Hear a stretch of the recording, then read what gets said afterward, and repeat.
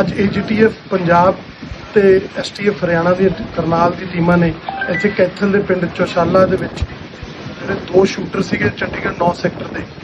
ਜਿਹੜੇ ਚੀਨੀ ਮਰਡਰ 'ਚ ਬ੍ਰੌਡ ਮਰਡਰ ਸੀ ਉਹਨੂੰ ਅਨਮਾਸਕ ਕਰਕੇ ਦੋਨਾਂ ਨਾਲ ਇੱਥੇ ਪੁਲਿਸ ਐਕਸ਼ਨ ਹੋਇਆ, ਜਿਨ੍ਹਾਂ ਨੇ ਪੁਲਿਸ ਤੇ ਗੋਲੀਆਂ ਚਲਾਈਆਂ ਤੇ ਰਿਟੈਲੀਏਸ਼ਨ 'ਚ ਉਹਨਾਂ ਨੂੰ ਕਾਬੂ ਕਰ ਲਿਆ ਗਿਆ ਤੇ ਹਸਪੀਟਲ ਭੇਜਤਾ। ਇਹ ਜਿਹੜਾ ਸਾਰਾ ਆਪਰੇਸ਼ਨ ਆ ਇਹ DGP ਸਾਹਿਬ ਪੰਜਾਬ ਸ਼੍ਰੀ ਗੌਰਵ ਯਾਦਵ,